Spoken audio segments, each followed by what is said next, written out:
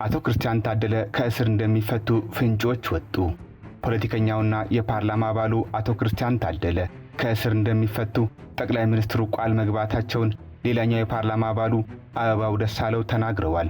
አቶ አበባው ደሳለው በማህበራዊ ሚዲያቸው ይፋ እንዳደረጉት ጠቅላይ ሚኒስትር አብይ አህመድ የህሊናና የፖለቲካ እስረኞችን እንደሚፈቷቸው ቃል እንደገቡላቸው በመናገር በቅርቡ ወደ ቤተሰቦቻቸውና ወደሚወዳቸው ማህበረሰብ እንደሚቀላቀሉ ተስፋ አደርጋለሁ ብለዋል።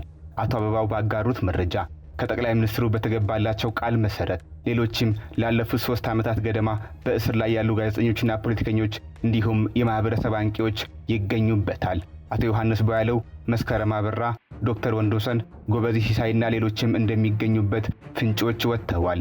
የፖለቲከኞችና ጋዜጠኞች መፈታት በተያዘው ወር ችሎት ለተወሰኑ ወራት ዝግ የሚሆን በመሆኑ በቅርቡ ለቤታቸው ይበቃሉ የሚል ግምትም ተስተውሏል። የአቶ ክርስቲያንና የሌሎችም ፖለቲከኞች መፈታት ጥያቄ የሌላኛው የፓርላማ አባል ዶክተር ደሳለኝ ጫኔ ብሎም የኢትዮጵያ ሕዝቦች አብዮታዊ ፓርቲ እንዲሁም ትብብር ለኢትዮጵያ አንድነት የመሳሰሉ ፓርቲዎች የዘወትር ጥያቄያቸውም ነው። በተለይም ዶክተር ደሳለኝ ጫኔ ጠቅላይ ሚኒስትር አብይ አህመድ ብሎም የፍትህ ተቋማት በፓርላማው በተገኙ ጊዜ ሁሉ የሚወተውቱ ሲሆኑ በክልሉ ያለውንም ቀውስ ለመመለስ አንዱ ወሳኝ እርምጃ እስረኞችን መፍታት ነው በሚል ሲናገሩ ዓመታት አልፈዋል። አቶ ክርስቲያን ታደለ የፕሪቶሪያው ስምምነት በኢትዮጵያ መንግስትና በህወሓት መካከል መፈረሙን ተከትሎ የአማራ ኃይሎች በድርድሩ አለመሳተፋቸው ከተሰማ በኋላ ስምምነቱ ጎዶሎ ነው በሚል የበረታ ትችት ያቀርቡ ነበር።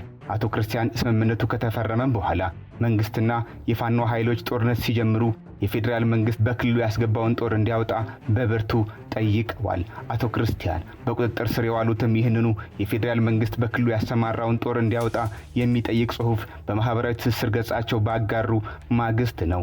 መስከረም አበራን ጨምሮ ሌሎችም የታሰሩት በዚሁ ሰሞን ሲሆን በተለይም መስከረም አበራና ዶክተር ወንዶሰን የፋኖን አደረጃጀት ሲመሩና ሲያስተባብሩ ነበር ተብሎም በፍርድ ቤት መከራከሪያ ሆኗል። በተመሳሳይ መንገድ አቶ ዮሐንስ ቦያለው በዋልታ ቴሌቪዥን ቀርበው የፋኖን ጀብዱ በመናገራቸውና በአማራ ክልል ምክር ቤት በኦሮሚያ ክልል ከአባዱላ እስከ አባገዳ በትግራይ ክልል ከጌታቸው ረዳ እስከ ጌታቸው አሰፋ በትብብር እየሰሩ የአማራ ክልል ስለምን እርስ በርስ መተባበር ተሳነን በሚል ያነሱት ንግግር ጥርስ እንዲነከስባቸው አድርጓል የሚባልላቸው ናቸው። በአማራ ክልል መንግስት አስቦት የነበረው ትጥቅ ማስፈታት የተባለው ደንብ ለዚሁ ሁሉ ትርምስ ዋነኛ ምክንያት እንደሆነ በርካቶች የሚያነሱት ነው።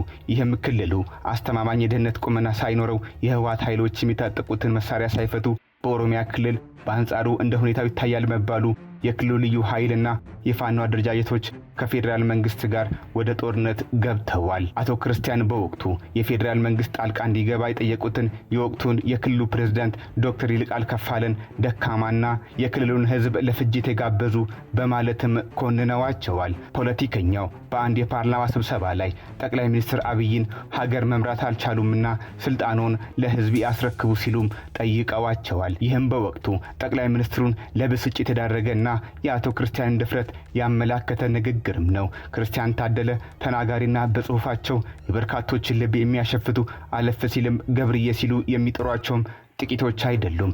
አቶ ክርስቲያን ያለመከሰስ መብታቸው ሳይነሳ ተገቢ ባልሆነ አግባብ በቁጥጥር ስር መዋላቸውን ለፍርድ ቤቱ በወቅቱ አስረድተዋል። ያለመከሰስ መብታቸው ከተነሳም በኋላ በማረሚያ ቤት አስተዳዳሪዎችና ፖሊሶች ድብደባ እንደሚደረግባቸው በማንነታቸው እንደሚንጓጠጡ በየችሎቱ አስረድተዋል። ከዚህም አለፍ ሲል ከቤተሰቦቻቸው ከጠያቂዎቻቸው ጋር እንዳይገናኙ እንደሚደረግም ለፍርድ ቤት በተደጋጋሚ አስረድተዋል። ሕክምና ያገኙ እንዳልሆነ በተለይም በአንድ ወቅት በጽኑ ታመው መታከም እንዳልቻሉም ለዚሁ ችሎት አስረድተዋል። ሆኖም በተጉላላና በተራዘመ ፍትህ ላለፉት 3 ዓመታት ገደማ በከባድ ሁኔታ ውስጥ ይገኛሉ። የችሎት ሁኔታው አሰልቺ እንደሆነ ለመገናኛ ብዙሃን ደጋግመው ሲናገሩም ቆይተዋል።